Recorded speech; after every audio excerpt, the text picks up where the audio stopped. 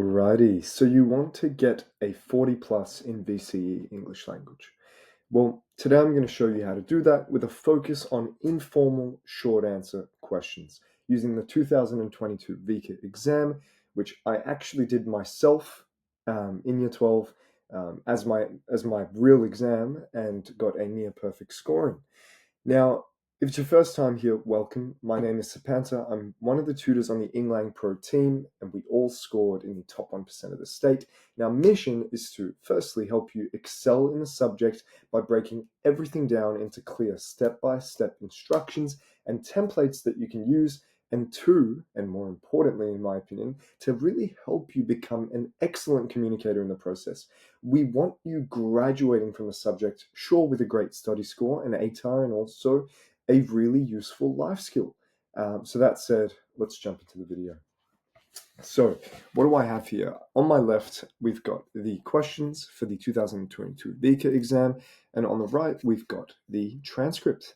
Now, effectively, the way that this is going to work is I'm actually going to walk you through my thoughts as a student that scored at the top of the state in Victoria and performed exceptionally well in this section. I'm going to give you word for word, exactly what goes through our mind when I look at a section like this and exactly how I approach answering short answer questions. Beautiful. So one thing that's very important is that in reading time, you read the blurb, this little section up the top here. It's going to give you so much information that's going to come in handy. That's what reading time is for. Use reading time to do the things that need reading, right? Keep thinking to thinking time. Keep writing to writing time as best as you can. So it says here, the following text is from an ABC television cooking show. Okay, so ABC, that screams to me, it's a national broadcast. Cooking on Country is the name, okay, right? Rella Kelly Mansell. Oh, and it focuses on Aboriginal and Torres Strait Islander peoples and the value of traditional foods and recipes. That's cultural context there. The fact that it's concerned with First Nations culture. And Rella, who's a proud Tulampanga Kuparuna Nyarapakana man and ex-Australian rules footballer, right? Okay, so he used to be an athlete. That's his tribe. He goes to Darwin. He's got a friend, Marlon. They meet with locals and they share stories and recipes. Okay, so it's cultural, it's historical. Okay, I'm understanding this better. In this segment, Rella, Marlon, Rella and Marlon are with Marlon's cousin. So Daniel is Marlon's cousin. It's important to get an idea of these relationships and these interactions because they certainly affect the way that we communicate, right? When the familial relations between Daniel and Marlon, it gives you a lot of context as to how that might be different to how Marlon interacts with Rella, given that they're not cousins and they might not be from the same tribe. There could be nuanced differences that if you pick up on, you can impress examiners with, because that's what linguistics is all about. Understanding language and how language can differ based on the environment. Now, Daniel and Marlon are Larrakia men. They're both also AFL players, right? Okay, so these guys will have a lot of things in common. And Daniel is a native food producer. Okay, so he's an expert in this field. And Daniel's the one demonstrating how to make chili mud crab. So he's the expert right now. He's the person that is doing, the hard yards of, this is how we're making the dish on this cooking show. So to me, we've got more than enough context here to proceed. On the outset, what do I see? The first question says, identify a prosodic feature, one single prosodic feature, between lines 39 and 42 and explain the function. Okay, right. So, we're looking for this prosodic feature where, whoa, what happened there?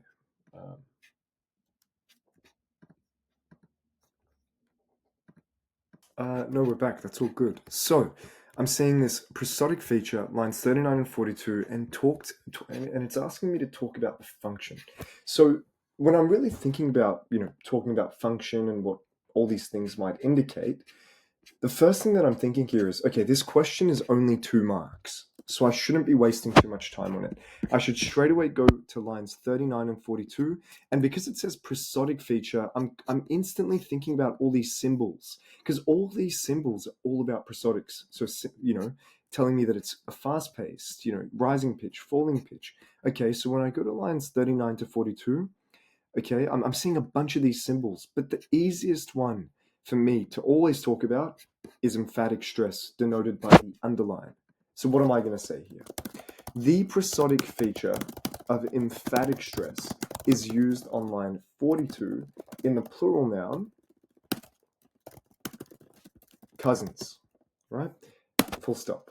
And I would get a mark because I've identified a prosodic feature between lines 39 and 42, and I've quoted it. Now, let's explain how it functions. This emphatic stress functions to reinforce the key idea of family and appreciation of kinship among First Nations people, Rulla, Daniel, and Marlin, right?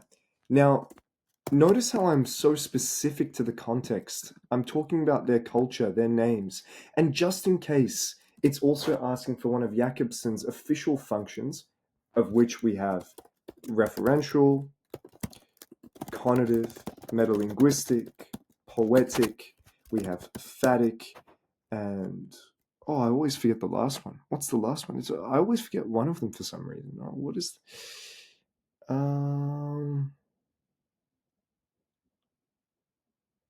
referential, conative, poetic, metalinguistic, phatic, and emotive.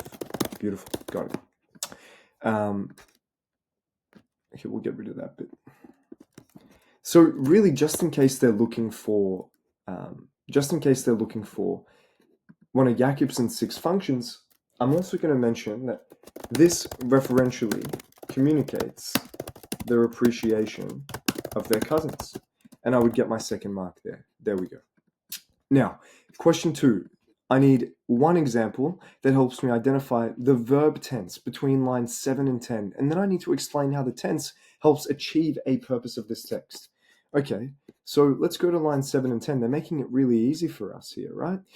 Tamarind paste and the tamarind tree was introduced. Straight away, the past tense verb of to be, which is was. Okay, it was, which was a delicacy back in the day. Constantly using was. Beautiful. So let's get the first mark out of the way easily. The verb tense, or rather, a verb tense used between lines 7 to 10 is the past tense. I would get 1 mark for that. Now, the past tense verb phrase, right, was introduced, which is on line 7, fulfills the purpose to clarify, right? These are on the study design, inform, and provide a historical recount of Macassan traders introducing the tamarind tree. So notice how I address the specifics. I bring up the Macassan traders. I'm hyper-specific about who they are, and what they introduced. That's the key. Question 3, right? And so I've got those 2 marks. Now, question 3, using appropriate meta-language, discuss how Daniel's utterances are influenced. Okay, so I'm dealing with Daniel's utterances, okay, are influenced by the situational context of the discourse. Okay, so specifically situational context, right? Okay, I'm getting my head around this. It needs to be about situational context. And I need 2 different features. 2 different features. Okay, right. So I'm going to challenge myself and try and get 2 features from 2 different subsystems as well, right?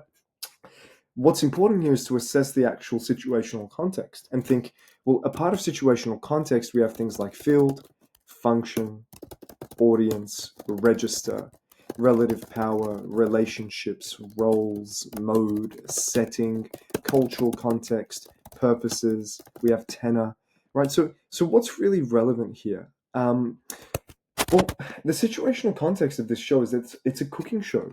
And Daniel, remember, we said he's the expert, right?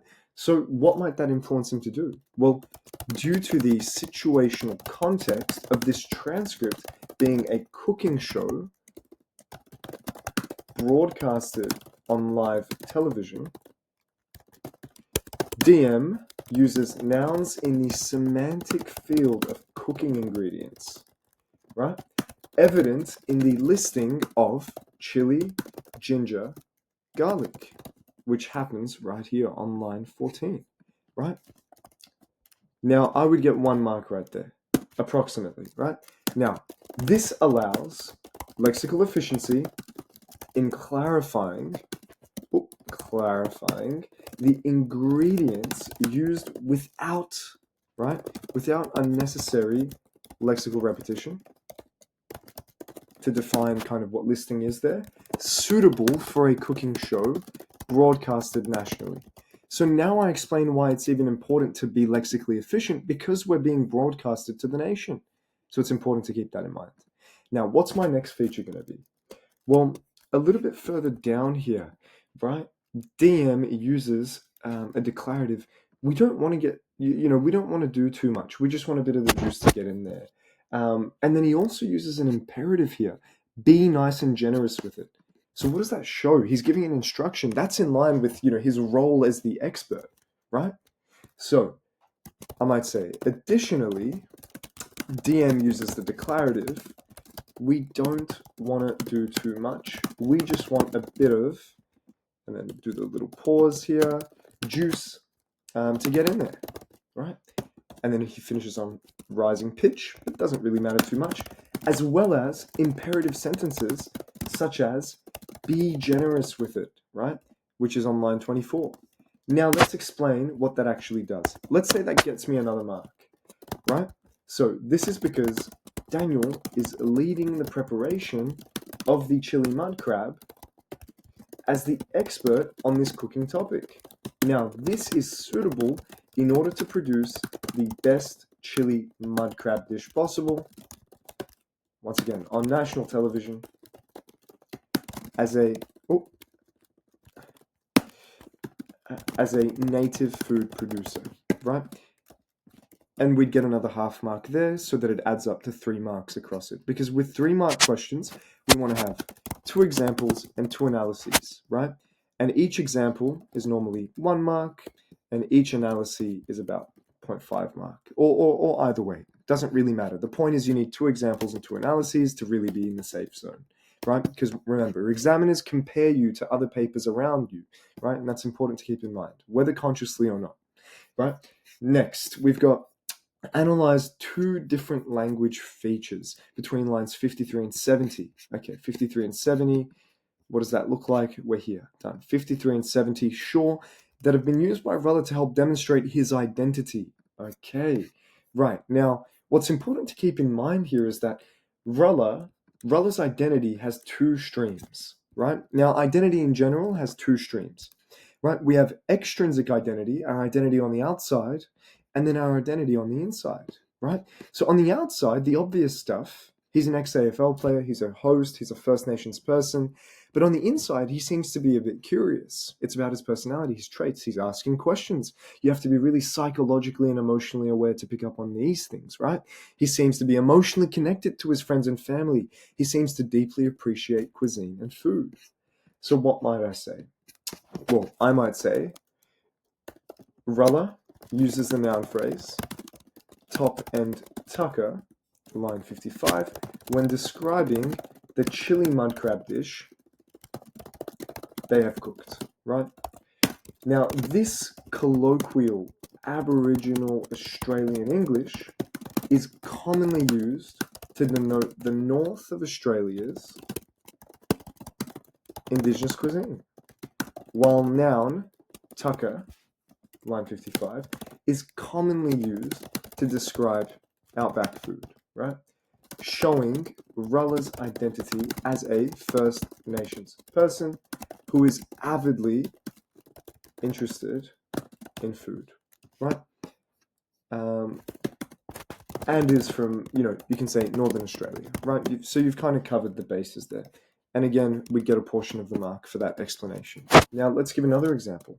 Well, furthermore, right, RKM uses, now think about this, he's also a show host, right? So another thing that he says is on line 68 when he says beautiful, right? Now, that's exciting, right? He's almost, expressing satisfaction with the effort that they've put into this dish in this show. So let's be emotionally aware here and let's talk about why he might do that. Well, being a host means you have to stimulate the audience, right? So RKM uses emphatic stress on the adjective beautiful, right? Which is on line 68. And when you write it on your exam paper, feel free to underline it anyhow to make it easier for the examiner with an assimilated T phoneme to the D phoneme, right? Full stop. We get a mark there, right? Or a half mark. In doing so, RKM not only produces satisfaction and entertainment, validating the cooking show's effort, validating their cooking efforts for viewers at home, given his role as the host of the show, right? Or rather, given his identity as the host of the show, right? Simultaneously, Ruller displays his First Nations heritage, right? Like his cultural background, by utilizing the common First Nations person ethnically, right? Now, 0.5 marks there, and really we'd be sitting in a comfortable position, right? And after First Nations, you might even want to define it as FNP, right? First Nations person, define it as the initialism FNP, and then from then on, in your ACs as well, you can simply use that. Now, I've got some bonus answers that I'm going to put in here that'll kind of give you some more perspective on how to treat questions like this. Now, these examples aren't between lines 53 and 70, okay? So we've got Ruller's interrogative sentences show his identity trait of curiosity because he's the host of the show. He's deeply engaged in the First Nations tribe and their respective dishes. And then I've got the interrogative. I talk about how it displays curiosity and also reinforces his role as the host to ask questions and manage the floor for Daniel to provide his expert opinion. Then I've got non-standard Australian Aboriginal English adjective. I've got the beautiful example again on line 27. And then I've got an interrogative tag, which in the new study design, you've got to be a little bit careful about. Now, then I've got Ruller's adjectival use of unbelievable, which displays his role as the host of the show to create engagement, excitement, and satisfaction, right? Which is, what I was getting at with that last example. So feel free to pause and have a read of these. Then finally, question 5. How do discourse strategies and features used by Ruller, Marlon, and Daniel reflect their relationship with each other? Now, I remember seeing this in the exam and thinking, okay, if there's 3 of them, I need to make sure I mention Ruller and Daniel's relationship, Marlon and Daniel's relationship, and Ruller and Marlon's relationship. I needed to make sure that all 3 combinations were covered.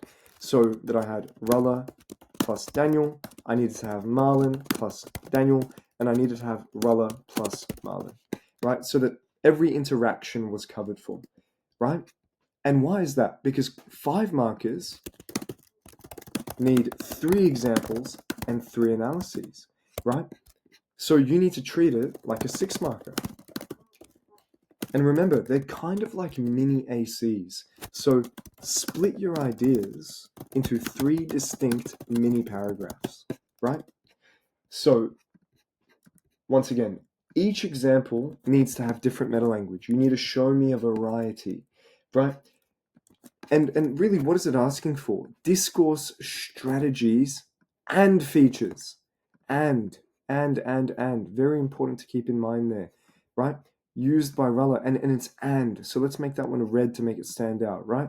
Marlon and Daniel reflect their relationships with each other. Relationships with each other reflect their relationships. So we need to know what their relationships are, right?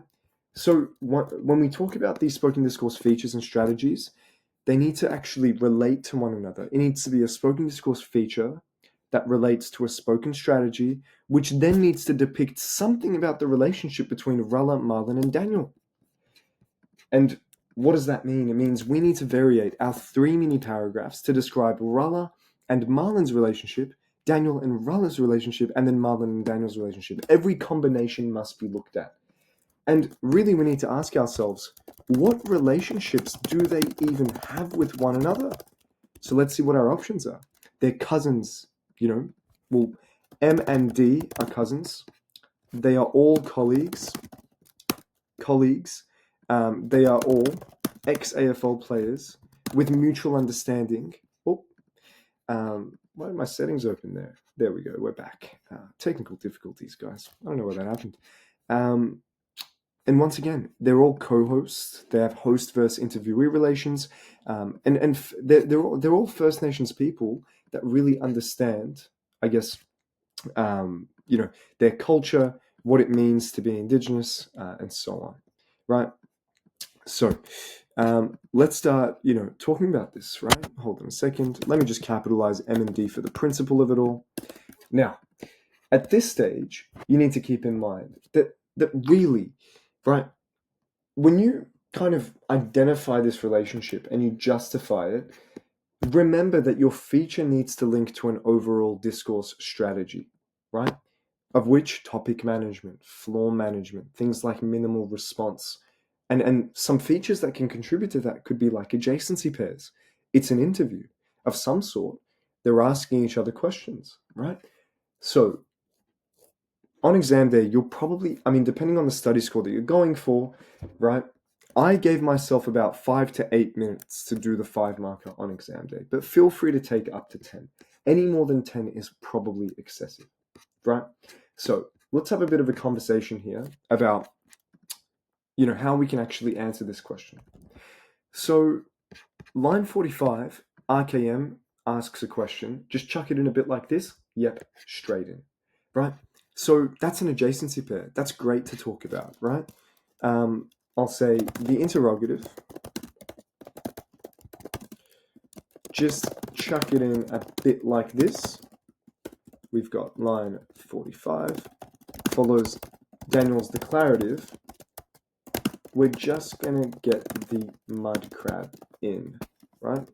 44 to 45, and also the response, with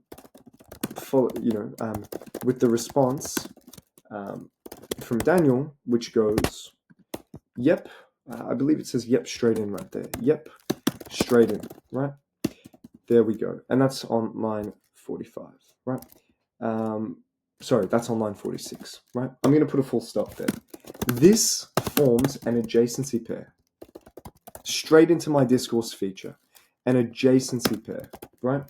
Now, this kind of adjacency pair maintains adequate turn-taking, which is now my strategy, and conversational cooperation. So Daniel's directive with deference, right? So he's kind of deferring that responsibility, right? And, he also respects Ruller as the host, suggests respect for Ruller as the host, and suggests that Ruller respects Daniel's role as the chili mud crab expert, right? Because we're being specific, right? So this reinforces the interviewer and interviewee. Now notice how I'm linking it to their actual relationship now, the style of relationship, right? As well as their close comfort and relatability, right? Bonding, or rather, having mutual understanding regarding First Nations cuisine, right? Now, that's my first mini paragraph. By this stage, let's imagine I've got like 1.5 to 2 marks, right? But remember, it's marked holistically, right? So you're really compared to everyone else in the batch of 200 exams that an examiner could be given, right? So you need to make sure you stand out. It's very important. Now, when Marlon states the declarative, right? Now let's go to, so we've done Daniel to Ruller. Let's do Marlon to Ruller. Or if we can get an example that has all 3 of them, even better. We kind of hit 2 birds with 1 stone. So on line 37, Marlon has the declarative, right? They'll feed a family of 10 to 12, right? And I'm just going to put ... there, 10 to 12, close that quote, and get my line number, which is 37, which then Ruller cooperatively overlaps with the topic shifter, right? Notice how I've got a discourse feature again, a topic shifter, which is about the strategy of topic management, right? So we've got topic shifter, all right, which is cooperatively overlapped because he's not doing it to disrupt the conversation. It's in line with their goals as part of this cooking show, right? And that's on line 39, right? And really, then what is that followed by? Daniel says that. Daniel cooperatively overlaps with the topic shifter, which is then followed by further overlapping speech from Ruller in we do, that is right, right?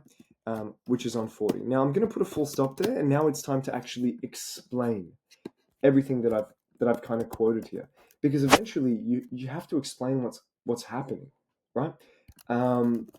So at this stage, what's happened? We've got some topic management going on, right? So this, kind of, this floor movement and management between Marlon, Daniel, and Vralla displays an attempt to topic manage, right?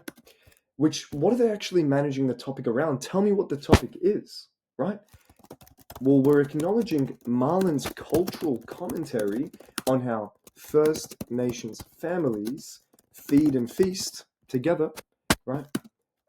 Whereas further, the anaphoric referencing in the collective pronoun we, which is on line 40, right, displays their close relationships as friends and cousins mutually involved in the Indigenous community, right? And so really, this also thus representing in-group and a warm tenor, right? So now I've described their relationship as friends, cousins, co-workers. They've got a warm tenor, they're close to one another, and they're also having to manage the conversation, and they're very comfortable with each other, which kind of leads them to overlap and kind of have this type of back and forth with one another, right? Huge. Then finally, right, let's go to the end here when Daniel says, hey, good stuff, A. It's reward for effort. And why is that? Because we've got a discourse particle, A, right? So Daniel utilizes the discourse particle, which is a discourse feature, A, on line 65, as part of the declarative, good stuff, A, right? Line 65 again. I'll put a full stop there, right? Now, this invites agreement, right? And shared enthusiasm. It's kind of baiting them into saying, yeah, you know what? True. Which actually connotatively elicits, right? Connotatively elicits this sort of, response from the rest, right? Connotatively elicits a response from Marlon and Vralla, right? Now, by shifting the topic here to a mutual appreciation of their shared efforts of producing chili mud crab, right? What happens? Marlon cooperatively turn takes with the conjunction-led declarative when he says, and there's only one way to eat it. ... Merci, right? And that's on line 67. Now, I'm going to put a full stop there and say, this is affirmed by Vralla as he rates the chili mud crab comedically a 12 out of 10, right? Right? Or comedically as a 12 out of 10, right? So this represents mutual humor, close friendship relationships, and another thing, a mutual lack of fear surrounding making a mess when consuming chili mud crab, which is intrinsically linked to their cultural resonance and understanding. Full stop. So at this stage, you've got a really, really comprehensive piece overall, right? That makes it really easy for examiners to give you all the marks that you deserve. And that's the goal. Beautiful. Well, if you enjoyed this video, please consider subscribing. If you want kind of, any more support or any follow-ups, you can find our website at englangpro.com. And we'll do our best to help you out. Feel free to contact us for a free trial. We've got a plethora of resources, over 100 video guides, 4 Raw 50 masterclasses, over 52 weeks worth of detailed notes for pretty much our own curriculum, which we've got with our own written textbook, and everything you could possibly imagine, and a contemporary essay examples folio that I personally prepare every year. that kind of does the hard yards for you for the exam so that you don't have to go on SBS searching about what the latest Prime Minister has said last week and what that kind of relates to linguistically. Beautiful. Take care, everyone.